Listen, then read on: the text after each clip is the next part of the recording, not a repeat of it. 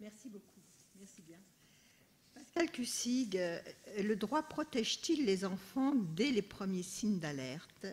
Et quels sont les ajustements juridiques nécessaires qui vous semblent nécessaires pour que les décisions de justice ne viennent pas contredire les évaluations faites sur le terrain et respectent les besoins fondamentaux de l'enfant?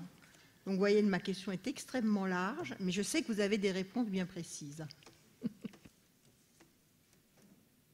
Bonsoir à tous. Merci. C'est éteint. Merci. Bonsoir à tous. Merci, Madame la députée. Merci à Face à l'inceste d'avoir organisé ce colloque. Alors, moi, personnellement, si on avait 3 jours pour traiter de tout ça, on aurait largement de quoi remplir les 3 journées. Mais on a malheureusement un timing plus limité. Le droit protège-t-il suffisamment les enfants? De toute évidence, non.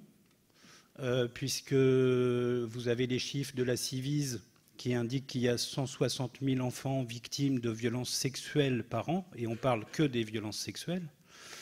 Et vous avez un nombre de condamnations pour viol et agression sexuelle qui reste extrêmement bas, ce qui a amené certains professionnels, dont d'ailleurs le juge Durand, ex-coprésident de la Civise, a parlé de quasi-impunité des violences sur enfants. Cette quasi-impunité, ce n'est pas une fatalité. Pour moi, cette quasi-impunité, elle résulte directement des dysfonctionnements de notre organisation. On a en fait, ce qui est assez paradoxal, c'est que quand on regarde notre système juridique et judiciaire, on a un nombre de magistrats qui peuvent intervenir pour un enfant en danger qui est presque impressionnant. C'est-à-dire que le juge des affaires familiales est compétent pour éventuellement suspendre les droits de visite et d'hébergement. Le juge des enfants peut placer l'enfant éventuellement même chez l'autre parent.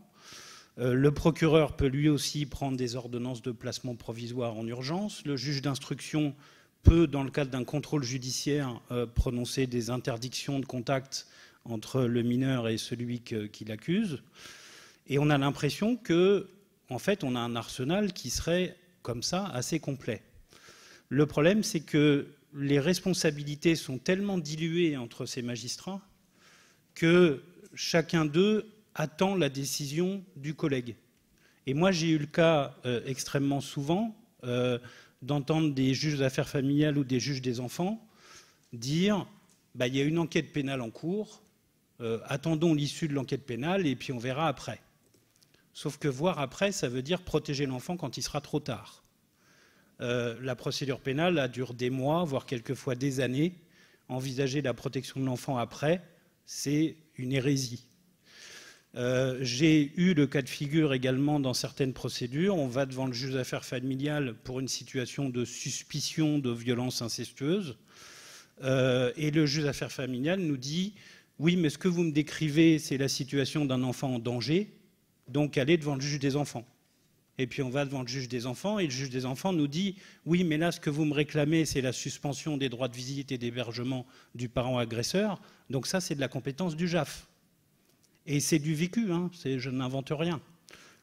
C'est d'ailleurs une particularité française d'avoir ce duo de compétences, juge d'affaires familiales et juge des enfants. Donc on a l'impression qu'on a un arsenal qui pourrait être efficace et qui en fait ne l'est pas. Et donc on a des situations où des enfants qui dénoncent des faits de violence, et particulièrement des violences incestueuses, et qui ne sont pas protégés dès le début de l'enquête. Et c'est là qu'on marche un petit peu sur la tête, parce qu'on dit à ces enfants « libérez votre parole », on vous croit, on vous protège, vous ne serez plus jamais seul, c'est magnifique. Sauf qu'on dit à ces enfants-là également « libère ta parole, mais le week-end prochain, il va falloir que tu retournes avec ton père, parce que c'est la dernière décision du JAF. » Et donc, c'est extraordinairement difficile pour un enfant victime de violences incestueuses d'aller parler des faits. C'est encore plus difficile quand il s'agit de dénoncer son père ou son grand frère ou en tout cas un membre de la famille. Et en plus, on vient leur dire « mais il faudra quand même que tu continues à aller passer les week-ends et les vacances avec celui que tu dénonces ». C'est un peu comme si, quand les scientifiques font le parallèle avec les victimes d'actes de terrorisme, c'est un peu comme si on disait à quelqu'un qui est un rescapé du Bataclan, bah, tous les 15 jours, il va falloir que tu retournes dans la fosse du Bataclan. C'est ça qu'on réserve aux enfants aujourd'hui. Et donc, il est indispensable d'avoir un mécanisme qui permette une ordonnance de protection urgente pour les enfants et un mécanisme qui permette d'identifier un magistrat qui est en charge de la protection dès le début de l'enquête.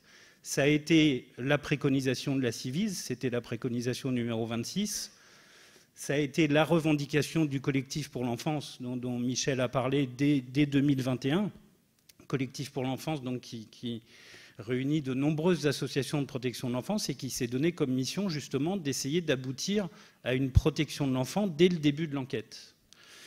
Et puis, il est indispensable aussi dans ce mécanisme-là d'ordonnance de sûreté de l'enfant. Alors, actuellement, l'actualité rend les choses assez incertaines, mais le garde des Sceaux s'était prononcé en faveur de cette ordonnance de sûreté de l'enfant.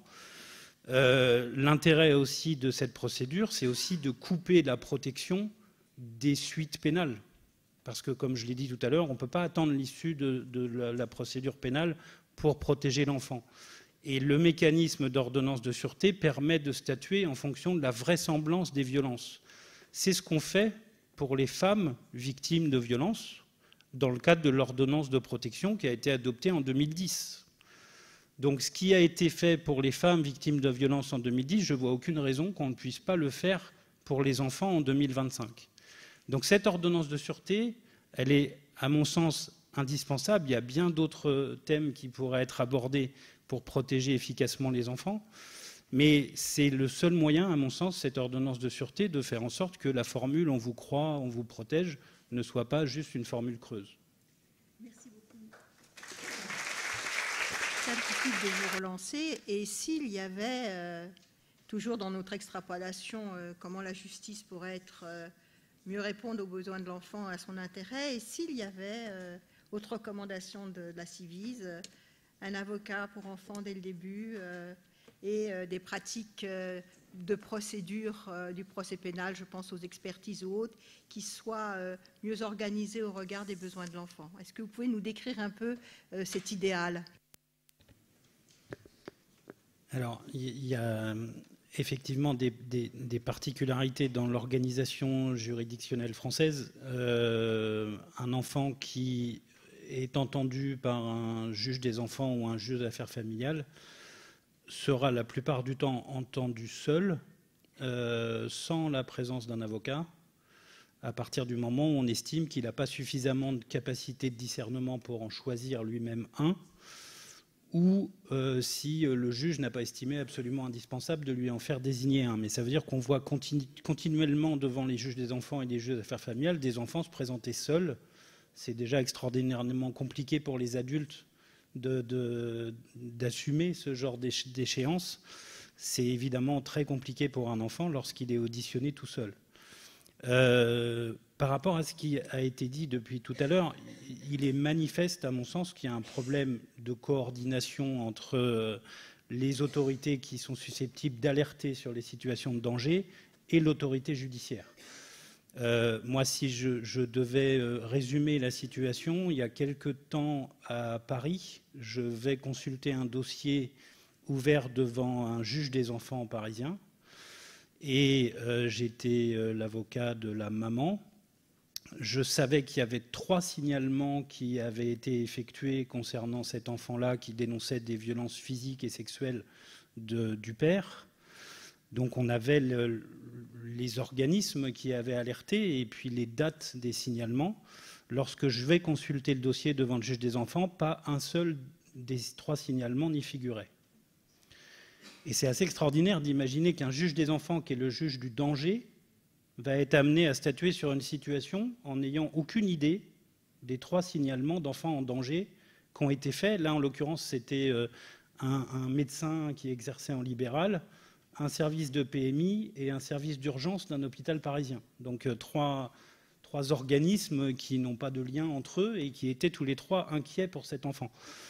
Il a fallu que je dise à la juge des enfants, on sait qu'il y a ces signalements qui existent, il faut les retrouver, demander au procureur de la République, etc. Mais si on n'avait pas fait ça, on aurait examiné une situation de danger qui aurait été jugée a priori plutôt rassurante et on serait forcément passé à côté. Donc c'est assez révélateur du fait que la proposition de loi de Madame Martin insiste sur la prévention, les alertes, mais je pense qu'il faut s'interroger aussi sur ce que deviennent ces alertes après.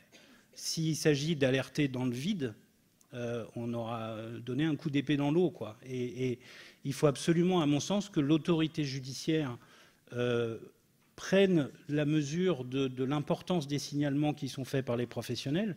Quand un médecin en libéral décide de faire un signalement au procureur de la République, il n'est pas juridiquement obligé de le faire.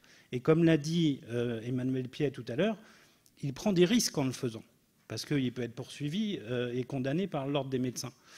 Il faut que l'autorité judiciaire prenne la mesure de tout ça, et on a malheureusement l'impression aujourd'hui que la justice va désigner un expert, la plupart du temps pas formé au recueil de la parole de l'enfant, la plupart du temps pas formé au psychotrauma et donc dans l'incapacité de relever des signes de psychotrauma.